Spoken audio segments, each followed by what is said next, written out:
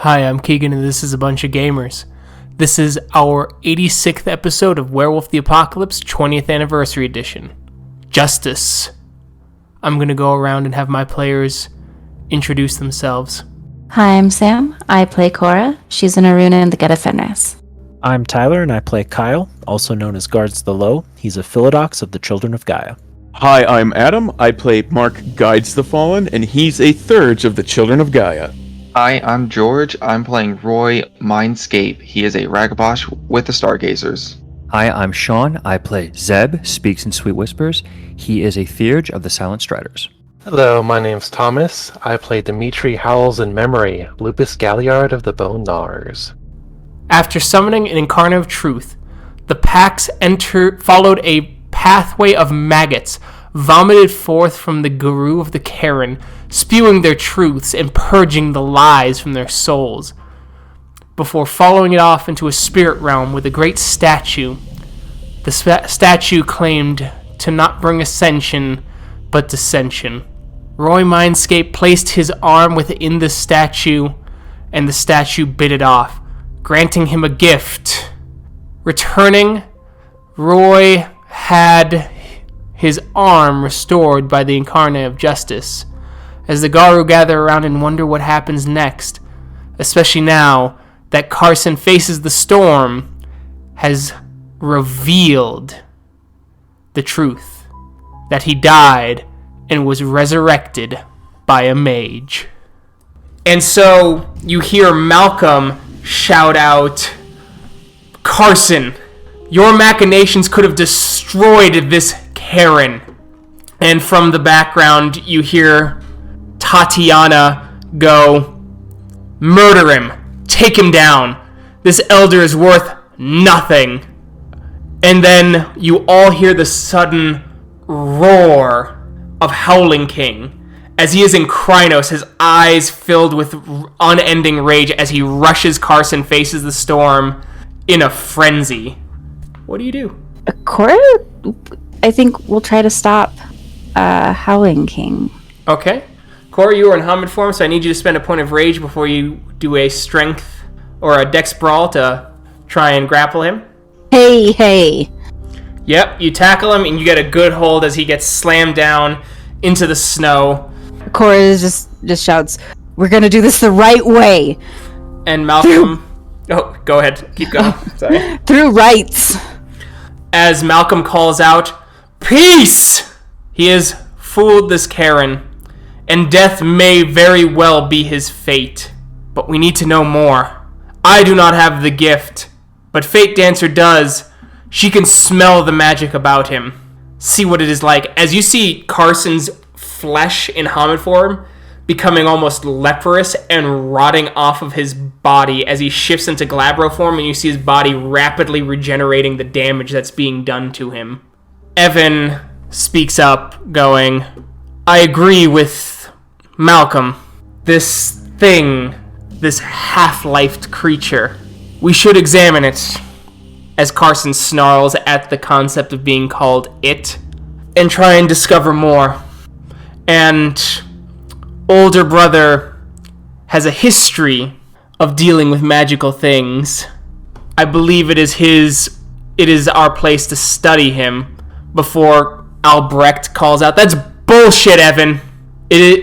Even if this Verban, or whatever the hell it is benevolent, the fact is that Carson almost caused this Karen to fall, and as a Silver Fang, I believe it is our right to either hunt him in the hunt, or, given his unnatural state, to place him under the guise of the vengeful fangs of Gaia." Howls-of-Fear speaks up.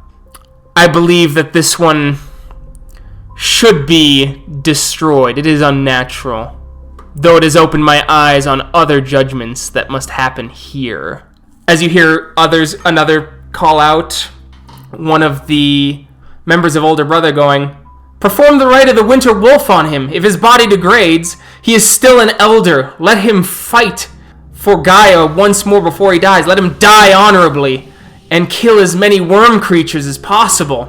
You hear another member of Older Brother going, "Destroy it.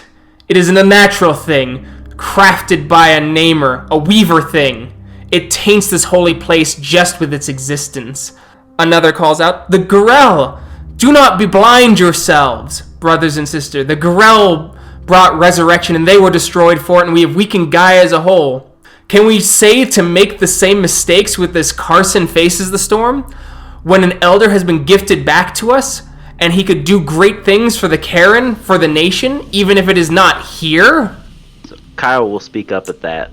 Even though he has been given back to us, regardless of the namer's intentions, Carson chose to do what he did. That in and of itself deserves punishment, regardless of whether he is Garu or it, or what have you. Punished, sure, but perhaps not put to death. We were speaking of putting to death elders simply for knowing that he had existed and exerted will here. But for having done those things, that would not be worthy of death? Perhaps. As you hear others going, yes, but perhaps a punishment right more fitting. As I said, the rite of the winter wolf. Have him charge into a spiral Karen. Kill as many as he can before being brought down by the hive. Mark would speak up. But who's to say we'll know that he'll truly be gone, if he'll truly be dead? What if he were to be just a puppet for this mage? Then is there any point in killing him at all? If that is the case, if this mage controls him and will bring him back... If we could kill the mage, we could make sure that Carson would not be brought back. As you hear Tatiana laugh. We could definitely do it. How many are you willing to sacrifice for it? I think the question is how many are willing to sacrifice themselves for it. I'm sure many will. Just thinking, if everyone here is so concerned about Garu dying, and if that one there, she nods over to Kyle, is concerned about 2 elders being killed, or 3 elders being killed, I think you are willing to pay far more in blood to rid yourself of Carson than you realize. Nexus crawlers wish they could bend the world like the namers do. Out of character, yeah, we honestly don't have a lot of experience with mages, so I figured why the heck not just throw it out there. Fair enough. We need to find out about this mage regardless. Mages are a threat to Karens. They drain the gnosis of these places to power their will working. Malcolm speaks up. Carson, as you see several Garu grab him by the arms as they hold him up as he looks up and growls in his Krynos form. Did you tell? No. Once more, who has a truth earring? Who has gifts to allow them to detect lies? I have an earring. As do I. Then listen to his words again as I ask again, for we must be certain. Carson, did you tell the namer of where this place is? I did not. Alright, roll your gnosis for these. You detect no lie. You also detect no lie, Zeb. He doesn't seem to be lying. Howls-of-Fear speaks up. Then he at least regards the litany to some degree. We'll have to determine the level of crime and level of punishment, but he should be punished. As he looks over Fomori's Bane, the Infernal Alphas, I request that you speak to us and tell us everything. Everything. Every scrap of information. To myself, the king here, Heals-the-Past, and Wormherder. We will decide his fate. Of course. As you move to a more secluded area of the Karen, and the elders take Krynos or Hispo form to sit in the cool snow, to look over you, to listen to your story. And so the Pax began to speak up of their investigation into Carson, revealing their anger and lessons not quite learned. Roy Mindscape told stop the Strider, and there was a fight that broke out, which spread lies, causing people to come here to try and overtake our sept. They spoke of their concern and their confusion. Guards of the Low came to me. and spoke of behaviors. I do not know these elders. I had never met them before. On a whim, because we saw no spirits interacting in the cairn, an ancestor or anything else, I engaged the visions of Duat and saw the form of a perfect wolf move upon the snow, only revealed when you look for the ghosts of the dead, enter the cairn and leave. We researched this over time. No names, no attribution. I couldn't believe it. I'd never seen anything like it. We spoke to Fate Dancer. We went to the Silent Strider Moot and talked to more people there. Most thought that never a ghost had entered a cairn. It must be an ancestor spirit. It must be some kind of interaction. Again, we maintained anonymity. At that point, I left to learn a rite to bring us beyond the second veil. Upon my return, we found this. We found manipulation on the part of Faces the Storm in our minds, his voice in our heads, making us say things and do things and vouch for him, until we crossed the second veil again and saw a twisted form of an Exodus crawler return here and in desperation called upon a spirit of truth to try to fight the worm and its machinations and bring us back to the path of Gaia and hopefully victory. They processed their emotions and came to new understandings about their motives. It was the loss of Winterfang that revealed an urgency in me. As I stated during the influence of the Incarna, I pushed for an alliance between the Sept of the Sacred Stone and the Sept of the Five Mirrors, because they are focal points of gnosis that help cage a great evil that lies underneath North America. And I made a pact that I would find and protect these cairns. But part of that pact was that I could not reveal that Five Mirrors was one of these cairns. Unfortunately, we all know what was stated. The events at Winterfang threatened this alliance, and I feel selfish now for pushing it so, because I feel my want for a unified nation was blinded by my mission. So I pushed for the retaking of Winterfang, rather the putting of rest of Winterfang. I pushed for the investigations of the strange occurrences in the Sept, and in my blindness I even pushed for a Strider to spread lies. And their exasperation of all that had transpired. I've already spoken at length about many of the things I remember. All of them remain true, with the exception of me believing that Carson could be innocent, which of course I was compelled to say. Howls-of-Fear goes, Could you elaborate? Well, Carson is an elder Philodox of the Silverfangs. He has many gifts that can compel even Garu to do as he wills. I would have thought this would have been more known. Even I, as an Adran, have some ability. It is somewhat known, but we wanted to hear you say it. For the record. Yes, of course. But to have us speak while he was there. But no matter. When he showed up, I took note of everything he said, so that I could throw it back in his face when all was said and done. So here is that. There was no scent of the worm on the spirit we followed into the deep umbra. No scent of the worm on the ghost we fought. My earring of truth rung loud when he claimed the bane was pushed into the deep umbra, and rang again when he spoke about the bane that tricked us. We did the rite over his body. I spoke at that rite, days after he had died, and Howling-King's eyes changed in front of me from Carson's eye color back to his. Thank you, Kyle. They spoke of the magical nature of Carson's body. I knew that something was wrong with Carson when he first appeared to us, and when I spoke disbelief, I saw a blemish on his skin, and that was when I saw that something was off.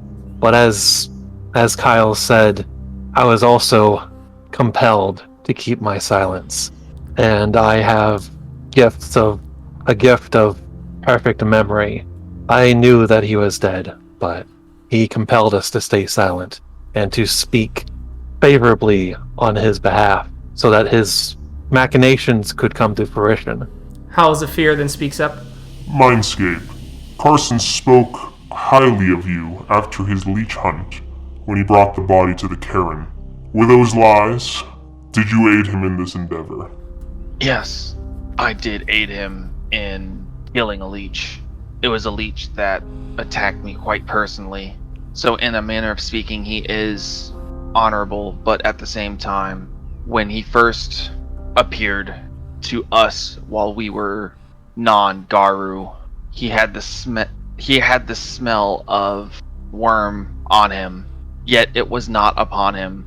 It was a smell I was not familiar with, and so I didn't trust him.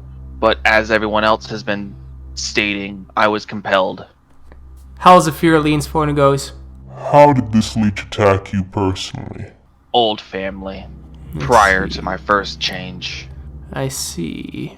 Tatiana then growls and goes, How is the smell different from normal worm taint? What made it so? It wasn't different so much as it was being driven from him. It was as if the worm taint was trying to latch on, but was unable to, and so following Carson. Interesting. Malcolm goes, Very well. I still believe that we should get Fate Dancer or one of the other members of the tribe who have the gift Sense Magic to try and smell about him. Try and get a sense of what kind of magic the namer used.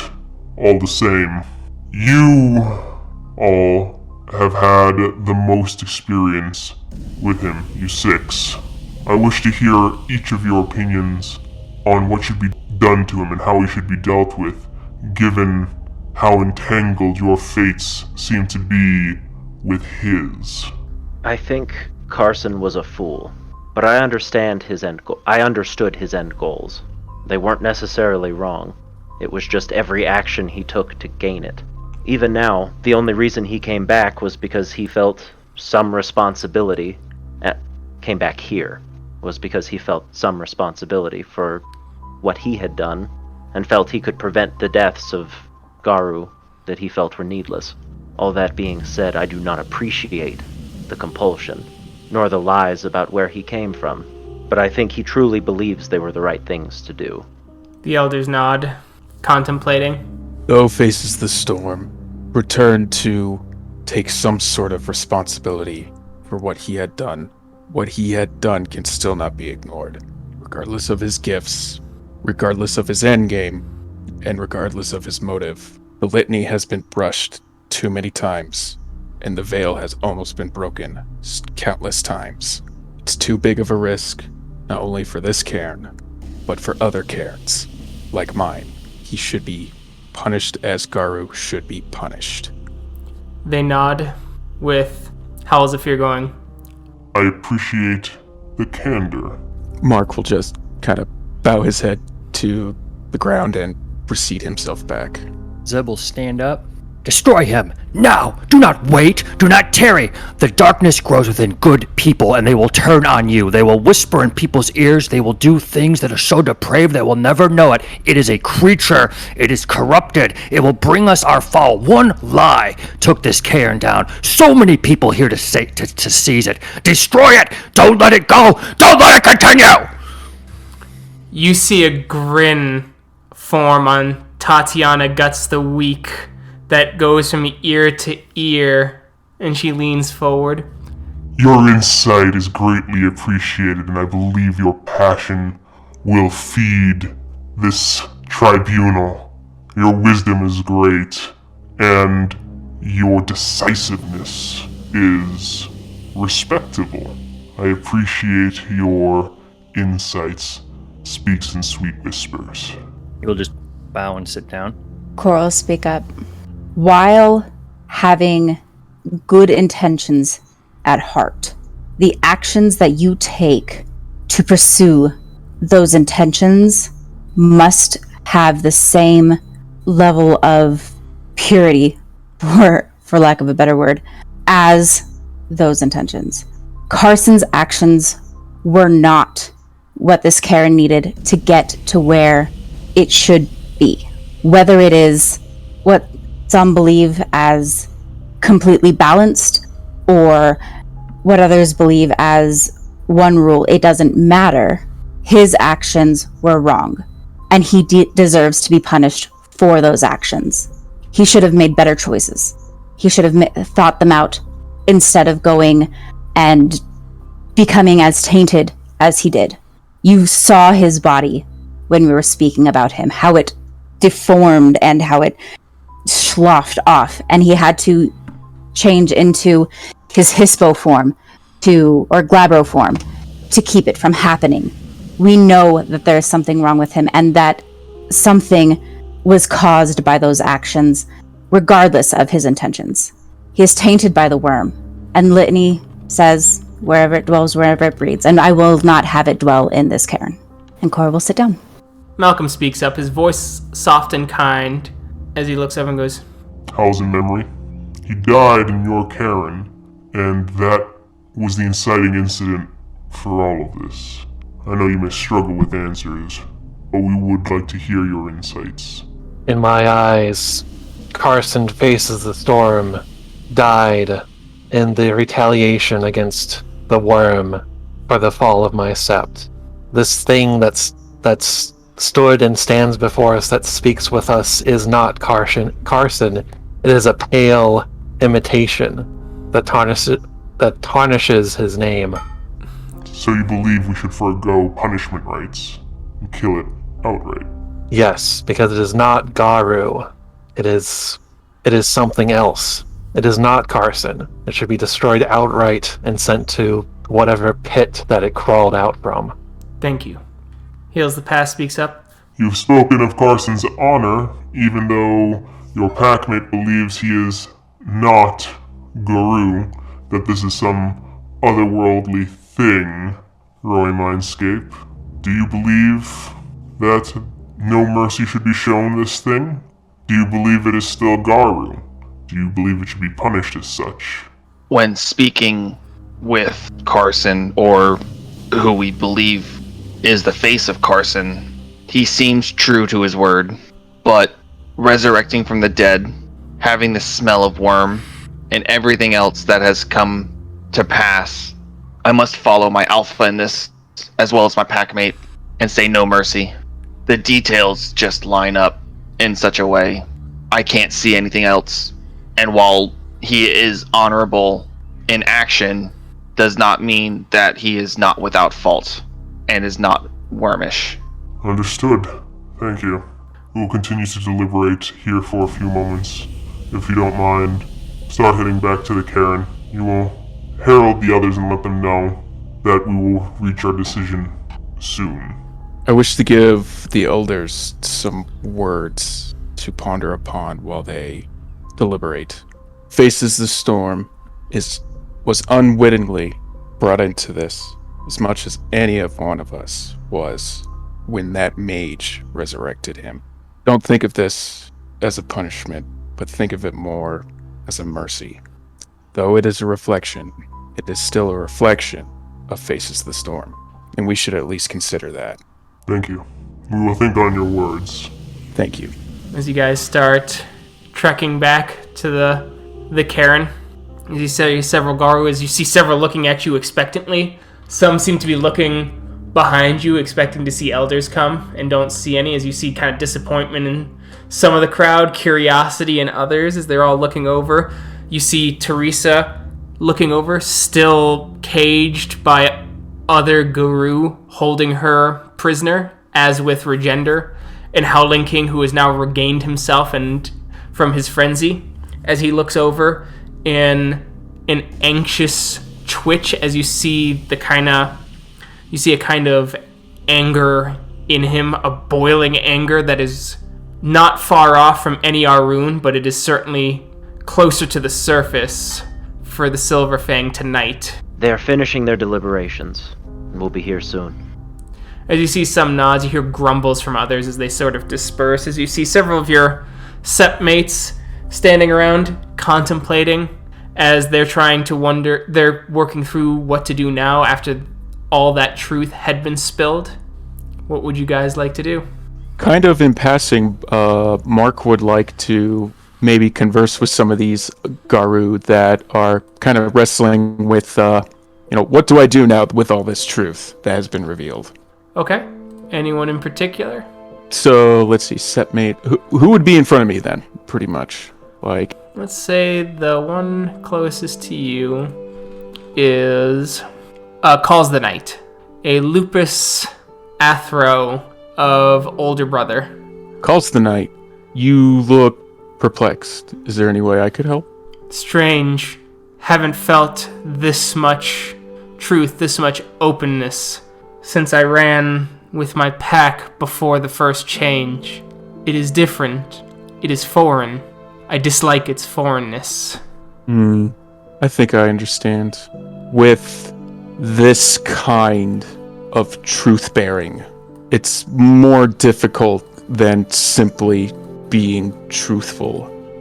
These were truths that were hidden beneath layers and layers of things, whether they were lies that were known or whether lies that were subconscious to help make one feel better. Now, definitely as a lupus, these feelings that you have, you're probably not the only one to be going through them. But know that you can come to me or any other of the Hamid if you need to talk about these weird feelings that you might have. Sometimes a very basic thing can be pretty complicated. I disagree with you, Two-Leg. It is those who overthink that complicate simple things. They see complexity in simple things. The truth is that if we were simply truthful as the wolves, none of this would have happened. If we ran and we hunted together, none of this would have happened. These feelings come because the familiar has been made unfamiliar. When was the last time you simply looked someone in the eye and told them exactly how you feel, and they could sense exactly how you feel, for your language was in your very smell? Things you could not hide. Your anger, your sadness, your joy leaping out of you in bursts of scent. Have you tried to live like that? I can't say that I have. Why not? You talk of hiding ourselves in lies being a problem, but are not lies of omission lies all the same? Do they not obfuscate not just the truth to those you try and fool, but also obfuscate the feelings you hold within your own heart? How many layers, how many masks do you hide within your own heart, even from yourself, to hide away things such as pride? Have you ever done things in pride and told yourself that you did them out of duty? Have you ever done things out of anger and told yourself that you did them in the name of justice? How can you be sure of your own truth if you do not smell the feelings upon yourself as you feel them? To be truly blind to lies and to place yourself out there so that the world knows you for who you are. Well, that certainly must be just an issue with my breeding. As a Hamid, I come from the humans, and it's definitely a game that they play, this masks that you speak. Certainly you know more than I do. You say it isn't your breeding. Can you be sure of that? Can it not be your pack? The large pack that resides behind the cairn? The pack of steel dens and carven veins with the running insects of metal? Have they not taught you to hide yourself, to hide truth, because they feel that their infinite pattern would break down? Is not radical love, radical hate, open honesty just a weapon to destroy comfort and order unearned? Mark's just gonna look at her with a very bewildered look and of surprise. Certainly you live up to your auspice. This is certainly things that I have yet to ponder upon, but yet you seem to be decades ahead of me on contemplation for it. Here I thought I could help, and it seems that I have no words for you. You had lots of words for me. They were just not the words you expected. You expected to give knowledge with your words, not receive knowledge with them. Most true, most true. And I have learned a lot. I am happy for you. Don't forget to say I love you to those who may not be able to hear it tomorrow, for that is what it means to be Guru, and that is what it means to be honest all the time, because all too often I love you becomes I miss you. forever. Meanwhile, Roy approaches Louis Earthwalker. Mindscape. Louis Earthwalker, how are you doing? Well, looks around at the giant mass of Garou, 2 of his elders being held, and Howling-King being held now due to his frenzy. I will be honest with you, friend. I could be better. We all could. But how are you physically? Oh, fine. Didn't get too beat up in the fighting, thankfully. I was away in some instances doing some more of my spiritual journeys, trying to learn more about the tribes that have inhabited this place historically, and some who have come more recently. Well, I'm sure you're making headway. You've always been a enlightened one. I appreciate it.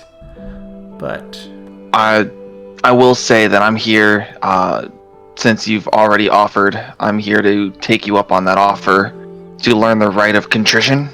Oh, yes, I can certainly teach you the Rite of Contrition. It's a simple rite. It shouldn't take more than a week to learn, I would think. Be very helpful, and it is a good rite to have. It's easy for Guru, especially Guru of the more, as he looks over at the Get of Fenris army, martial tribes, to refuse to accept that perhaps they were in the wrong. And so it's always good for the Garou to learn it. Apologies help dampen the rage between us, I always say. Apologies are a must if you are in my position, always making, choices of...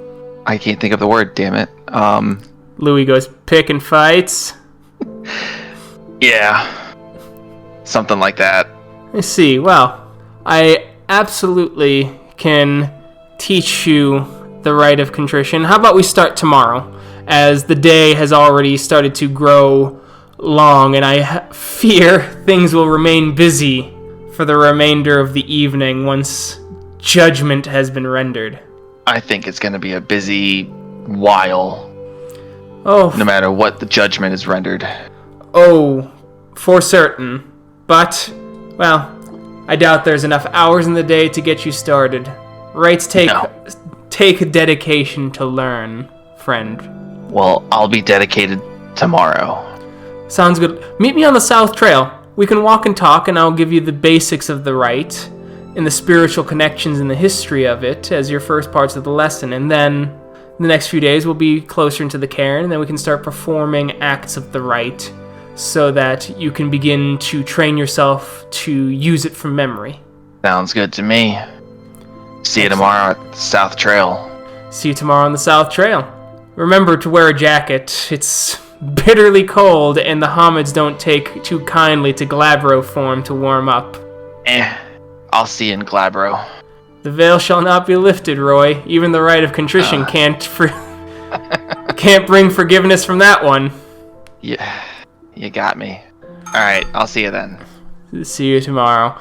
Alright, Kyle? So Kyle is going to approach Steven. Okay. Steven. Hey, Kyle. He's kind of wiping away a few tears. Are you alright? Yeah, that just kind of leaped out of me. Well, let's talk about it some, yeah? Yeah, sure. Let's talk about it some. I am so sorry that I failed you. Failed me? Come on, Kyle. No, you're my friend and my brother, and I failed you. I will be here for you no matter what happens. I know. Just... I wish you knew how much I know, but how uncomfortable I feel walking with you around, being the people I protect, because the skin I walk in isn't the skin I'm born with.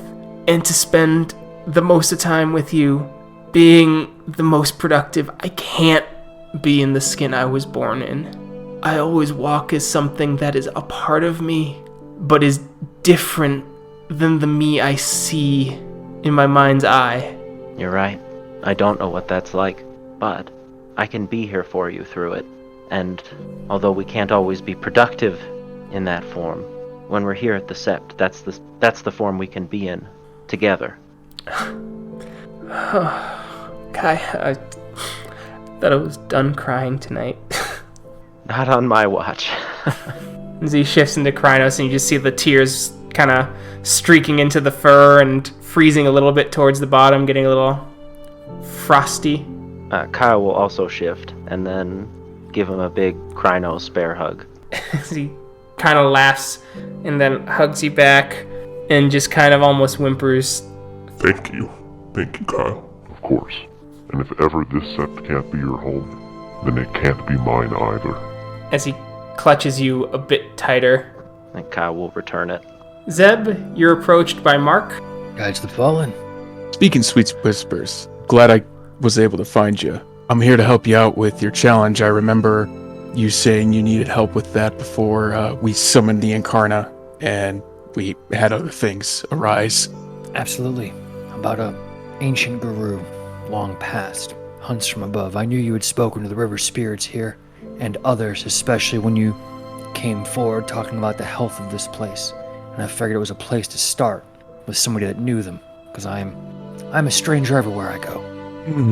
Of course. I know in the teaching of the Rite of River's Grace, Malcolm and I were interacting with a river spirit, and it seemed very ancient, perhaps the most ancient spirit here, next to the totem.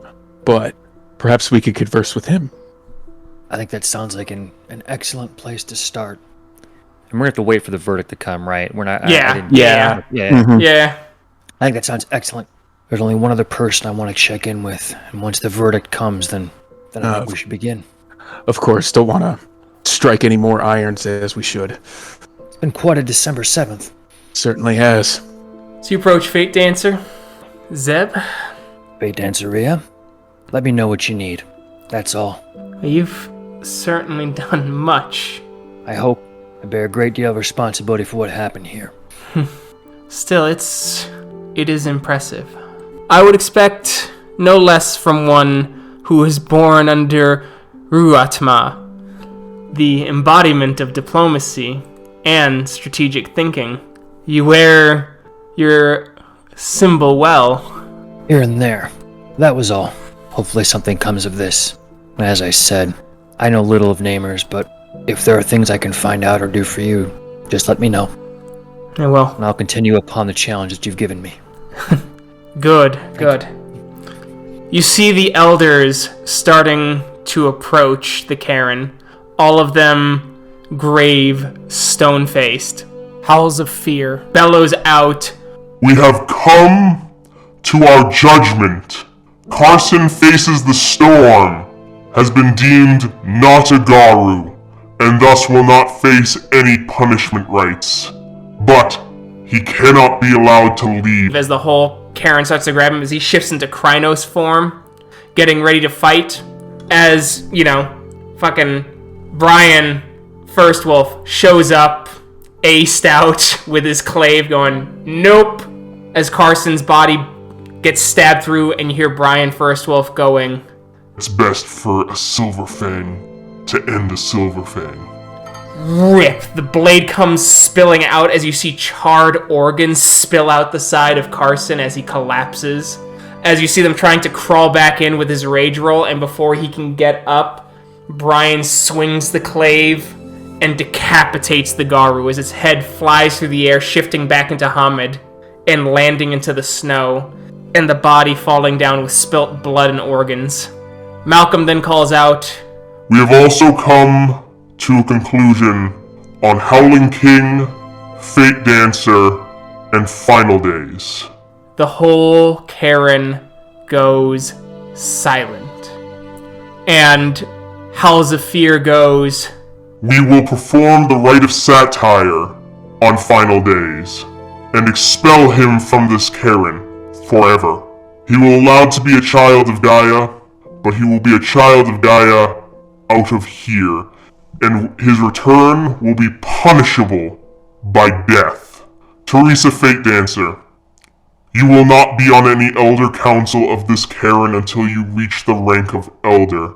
You have shown grave error in your judgment in going with Final Days' plans for your own tribe's benefit and your own benefit. This is our judgment. Howling-King, what we have gathered of ghosts, the possession being able to be done to other Garu, you will be allowed to live.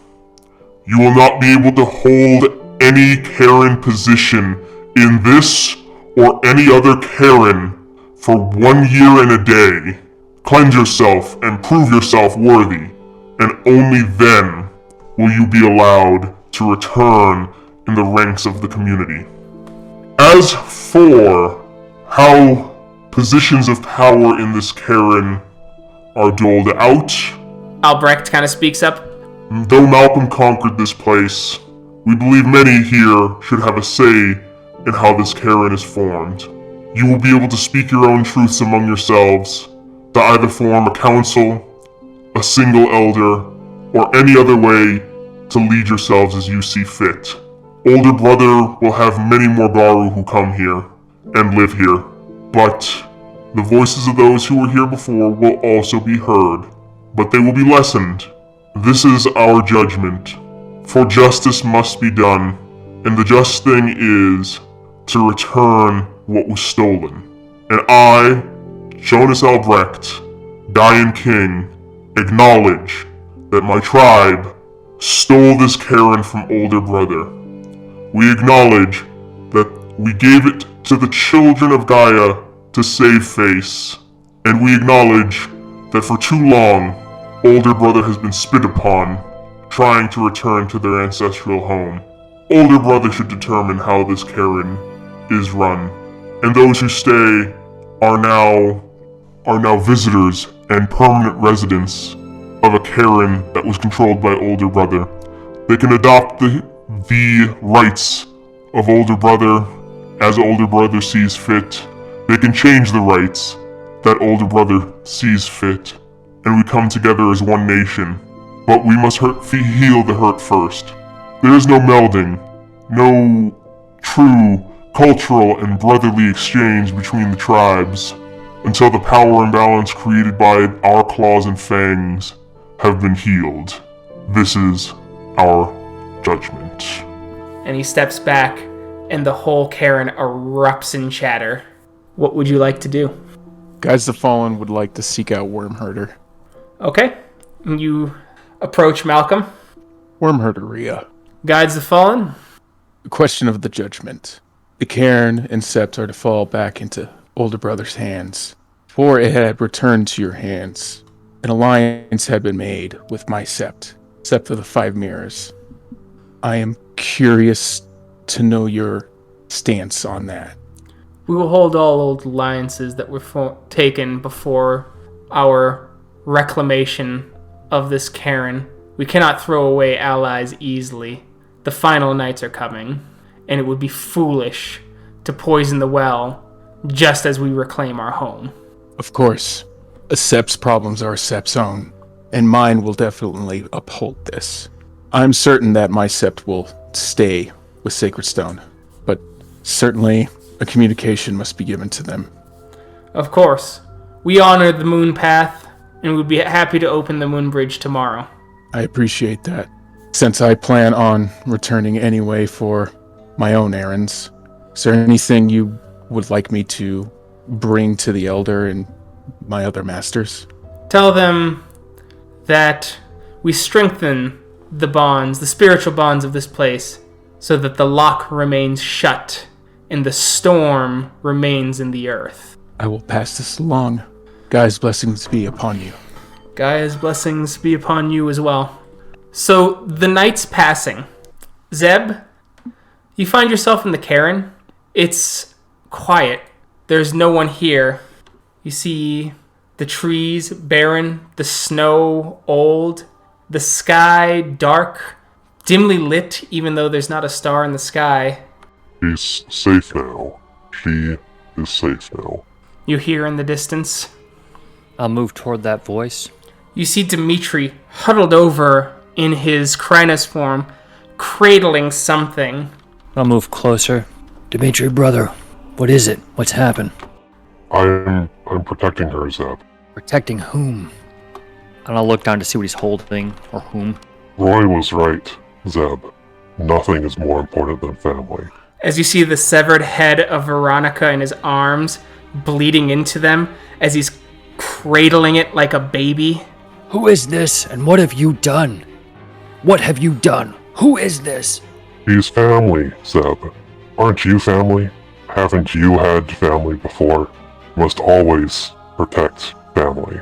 You don't protect them by murdering them. This is someone you knew. What have you done? And what has Roy told you? I stopped her from leaving. Family can never leave. I'm in Hamid right now. Yeah. Okay, I'll expend a rage to shift to Krynos, Okay. and I'm gonna grab a hold of him. As he dissolves in your hands and the head drops and rolls on your feet, as she looks up and she goes, "Are you going to try and keep me too?" As her eyes bleed into tears and she rots into the earth. And I'm gonna look around. I'm still alone, Yeah, you're still alone. and he'll shout out, This demented attachment is disgusting and a veil for terrible acts and horrible misguided thoughts. I will not be dragged down like this. You hear in the distance. and he'll move that way. So you move that way, you see Roy. He seems perfectly fine, normal, just doing his thing. Brother Roy? Brother Zeb, did you see Dimitri? I wanted to make sure he took my lesson to heart. I followed you on that lesson, Roy, and you knew what those family of yours were doing, poisoning those people. This veil that you've hidden behind is enough, and whatever you're saying to him to poison his mind too is enough. One more time I hear your words twisted again and again. And I'm gonna grab a hold of him. You can't let family go, Zeb. I won't let go of you. Can I touch him, Keegan? Yeah, as you touch him, he vanishes before you feel something rip through your back as you see a Krynos hand ripping out of your chest, holding your heart. Your family, Zeb. I will never let you go. Dance with me. As he vanishes and you feel yourself in Hamid as you splash into a cold lake, as you feel yourself drowning, but you can start to swim, your heart and your chest healed. Try to pull myself, I'm sure panicking, pulling up to the surface. As you struggle and you bring yourself up to the surface, breathing heavily. The night sky is filled with so many stars, hundreds of stars. As you see a kind of pudgier man put his hand out and help pull you out. His hands adorned with beautiful golden rings, and he wears a ceremonial cloak similar to that of the men of Kem. You'll need to watch your back. Time, Zebulon, is not predetermined, but strong echoes leave waves that reach into the past to warn us of imminent futures. You must always keep your eye on them. It is all I can do to save them. They can be. Perhaps, but you'll have to be vigilant. Anything they do could now be a slip. You know it. In your heart, you know it. Who are you, the one that parrots my own fears to me? One who has seen these echoes. One who would save you. And I shall keep my eye turned, stranger. Keep them turned, please. All I ask is that you watch yourself. There may be a time when they chase you, and I can give you something to slow the chase. You saw it in a dream. They will come from behind, when you least expect it, when you are faced with the terrible truths of what they've become. I'd sooner stand and fight than run. Let the end come. I'll stop them. You've heard the story of the last White Howler. He ran. He ran from his fellows, and howled his last to the Fianna. If it wasn't for him fleeing like that, the Fianna would have been caught unprepared, and the spirals would have made an even greater mark in history than they already did. Zebulon, your counterpart in the Bible, walked into Egypt and was forced to stay there. You were forced out of Egypt and forced to never return. With this gift, I will prevent them from following you. And if you continue on the path, I promise you, you will be a perfect balance of your forebear, one who can walk in and out of Egypt whenever he chooses. But you must keep an eye on them. or they will keep you out of the lands of your ancestors. Show me the way, so I might carry this message. As you see the path open up in the trails of dust. The gauntlet is your key. Your gnosis is strong, but so is Roy's. You will have to poison it, so that when you cross, he cannot, and the very threads of the gauntlet will cut his flesh. You will let the Weaver do your work for you. As you receive the gift, poison the gauntlet. Oh. Alright. And you wake up the next day. Oh, God. Mm-hmm. Okay. Roy, you're on the Southern Trail. As you see Louis Earthwalker in his nice hiking garb and his nice thick jacket. Greetings, Louis. It's a pleasant morning. It is brisk, but it's December, so enjoy them while you can. How did you sleep, Louis? Fairly well, actually. I'm happy with the rulings of the elders, quite frankly. Regender being executed is one of my greater fears, and depending on where he goes, I may follow him to that cairn. He's flawed, but he is a great Garu, and one that one can still learn much from. As long as you keep his shortcomings in mind, and they do not get in the way of his teachings, I see no problem with that. Nor do I, but we all have shortcomings. That's why we learn from many sources to cover them up within ourselves. Or you can learn what shortcomings you have, and then grow those. Oh, absolutely. I just like to draw my pool from many sources, as many as I can. Anyway, the Rite of Contrition goes back all the way to before the times of Rage, when the first pact between Garu and spirits were actually made. For spirits are alien creatures, Mindscape, to us, truly, if you think about it, for they are fickle creatures, and their motives are not human. I'm certain you've come across that before. That I have. This was a way for us to apologize to spirits, as well as our fellow Garu. It is a way to heal the bonds, and it's very wolfish, which is what indicates how old it is. A lot of it is about throwing yourself and exposing your belly. A similar act of submission found in wolf packs when one has overstepped its bounds within the family. It must show submission to its parents, so to speak. Or if a young wolf leaves its pack to find and form a new family, it will do the same for the pack it is visiting if it wishes to join them without violence. And that's what I mean by it has deep roots in our lupus side. It's good to know, for I'm trying to get closer to my wolfish nature. For being born Hamid, I lack a lot of that. Yes, I believe the Red Talons tend to call it the wolf heart, their instinct. I have heard legend that the first one to enact this rite was in fact a Bone Gnar. A Bone Gnar lupus from North Africa. It seemed that before the Impergium even, this Bone Gnar had entered the realm of a Silent Strider king without the proper howls. The king turned on him, and the Bone Gnar showed his belly, performing the same rite he used on spirits. When he used it on the Silent Strider accepted. And that is how it became a traditional act. Well, once again, so the legends say. Legends are based on truths. They are. Another legend I had heard once is that it was actually enacted by a Get of Fenris, surprisingly enough. It's... yes. Legend says that the Get of Fenris challenged a Silver Fang when the Silver Fangs were true heroes of the Garu nation.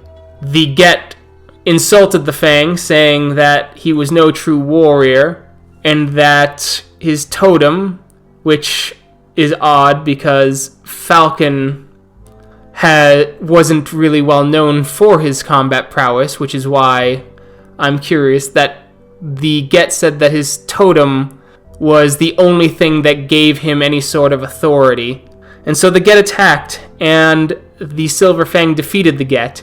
The Get, who was Lupus, showed his belly, for he knew that he had done wrong, and swallowed his pride, and showed it to the Silverfang.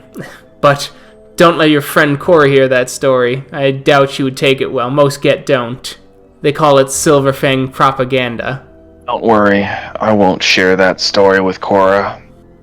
I've learned my lesson not to piss her off multiple times in the past already. Well, good. Alright, let us begin. Alright, George, I'm going to need you to roll Intelligence Rituals, difficulty 10 minus your dots in intelligence, so 7. I is a smart Garu. you'll learn it in a week. Holy crap, that was close.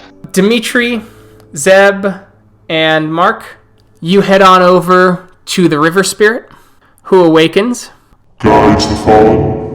Reverend Spirit, me and some friends have come seeking knowledge about a particular ancient Garu, one who has lost his story amongst us. Great One, we seek knowledge of hunts from above. A Guru whose memory's been lost to this place. The name is familiar, but it has been many seasons. My water is different from those times, for many times has the snow melted and washed away memories down on the screen. But I do recall something. Hunts from above had strong ties to falcon spirits. Very strong ties, for they are a brood akin to Golden Eagle. And I know that the snake spirits were not fans of him thanks to his spiritual allies. Both would likely have knowledge of him. Thank you, Great One. We shall seek out Falcon and Snakes to speak to them about this great hunter. And I will expend Gnosis in payment, if it's only maybe just in the form of just, some more snow. I thank you for your gift. And the water spirit recedes back into its home. Kyle, Regender is packing up and getting ready to leave the Cairn. He has a few days to get everything in order before he leaves. And then the satire rite will be performed on him in a couple days. Do you have a moment, final days?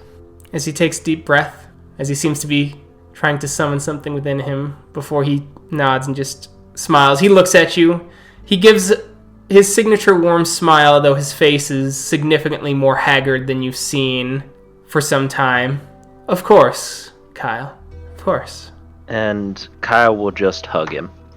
As you see kind of the shock on his face before he reaches over and places his hands around Kyle. It won't really feel like home. I appreciate that. But you've spoken, and it seems I didn't make this place feel like home to many. Perhaps not. But this is my goodbye, not theirs. So it is. I'm glad to have you here, at the end of my time here. I wish it had all played out differently. As do I. I had my mentor before me, who was the elder of this cairn. So do many, if not all, especially those who fight in this apocalypse war. No, I'll have to start my dream elsewhere.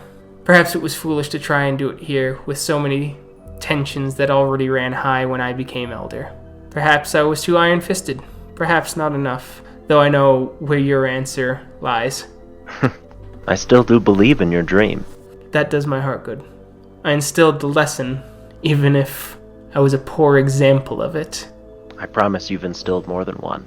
As he pulls you in close and he whispers something in your ear, you will have to work with a more broken nation than I started with, and I am truly sorry for that.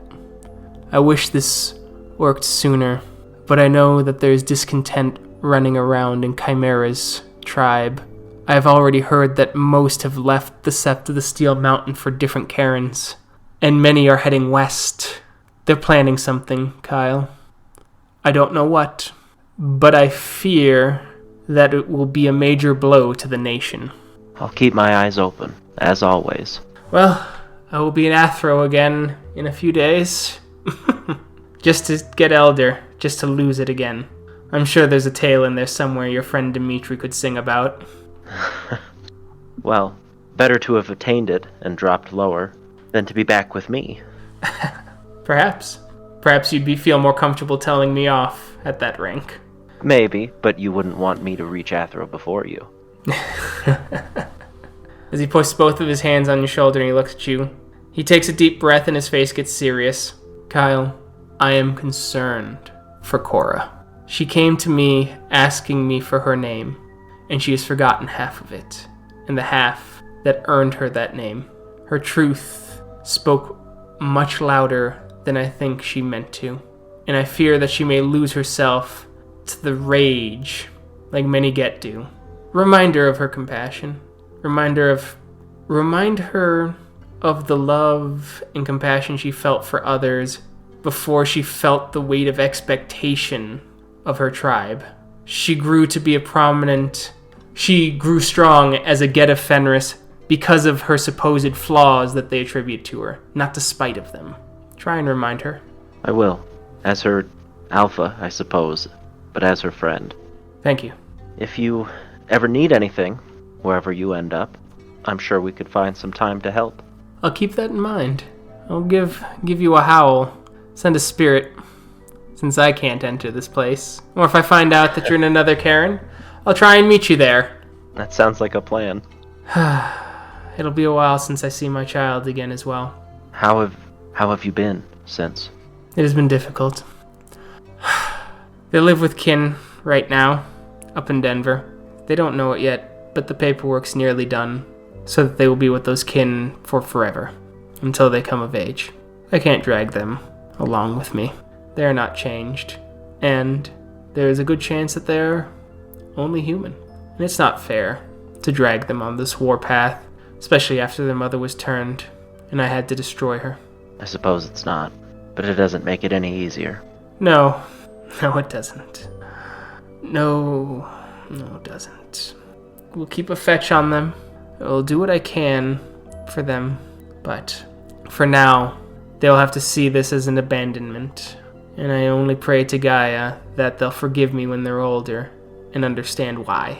I'll still be allowed to die for their future. And that's the best gift that your friends gave me with summoning that spirit. I need to thank them properly. I'm sure you do. It's a child of Gaia's duty to make sure that all tribes are appreciated and that bridges are built. Build them with your friends. Show them what I could not. I'll do my best, but I think before any bridges get built, there's still much going on around here that needs to be dealt with. Yes. Yes, there is. Cora, you're hanging out in the woods, just doing some sept guard duty as you hear the crunching of snow moving through the cairn, getting closer to you. I will turn towards it and see who it is. You see Tatiana, Guts the Weak, staring at you with an absurd level of intensity. Spectacular. Didn't even have to roll it. It just happens. What would you like to do? No. Cora will just smile and Guts the Weak, Rhea. Two-Hearts? What an interesting thing you said. As she puts the hammer down and leans on it, when the Incarnate of Truth spoke. Lesser Garu. Yes. I tend to have a lot of pride. Do you back it up with anything? Or do you let your pack do it for you? I think that I couldn't back it up against you, though the pride is still there. Maybe you should temper it. I recall at the last Get Mood that you were embarrassed. You would have thought that would have cut down your pride a little bit. Maybe it did a little bit, and I'm aware that it needs to be tempered. It's a learning process. You should learn quickly. Not all Get Elder are as even-tempered as I.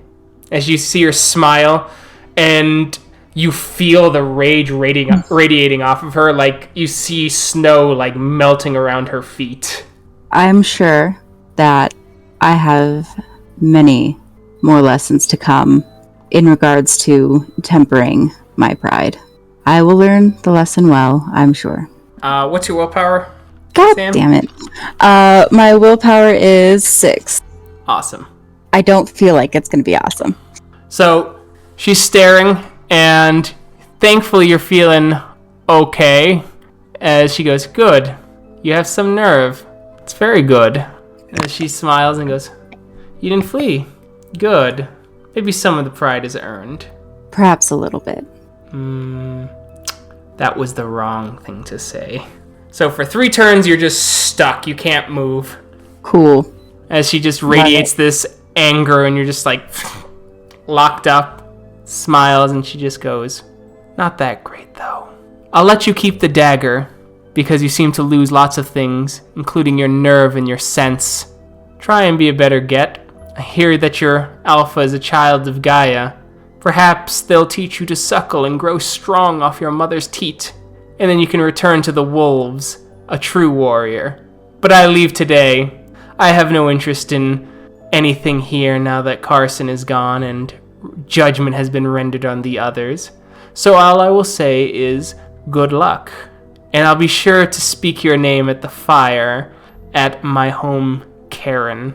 We will talk of Cora Two-Hearts, one heart full of pride, the other one a gaping hole, seeking conviction.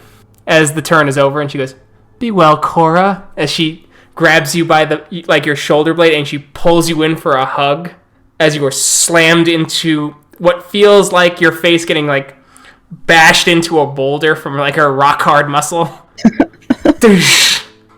Oh, God. As you just feel the strength, leaking over you, she goes, you will be well, yes? I will do my best. Good. Be a proper get for me next time. Try not to roll over after my every word. And she walks away. Relief and anger at the same time. As you see Zeb, Mark, and Dimitri heading off in the spirit world near you, marching together in a merry little company. Having fun, boys? I'm gonna go talk to some falcon spirits. Sounds much better than the conversation I just had. Enjoy.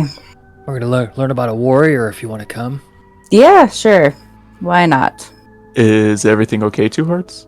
Well, she didn't cut me in half. Mark will kind of look at her and raise an eyebrow and assume and say, guts the weak. Yep. Look, my guts are not spilt yet. Let's go talk to some spirits.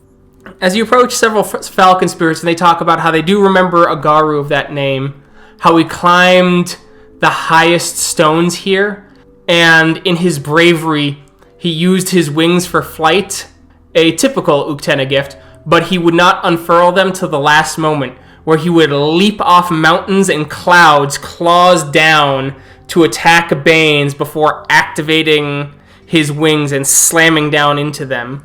They called him brave and foolhardy for a thurge, sometimes calling him the false Arun, and that it is said that some of his legends and his greatest story are locked away in a spiritual demi-realm in the sky, said that to have hidden paths and four-armed guardians of blue skin and flaming swords with tanned hides of runes that carry his story and the story of other members of Older Brother if one is brave enough to climb the clouds to find it.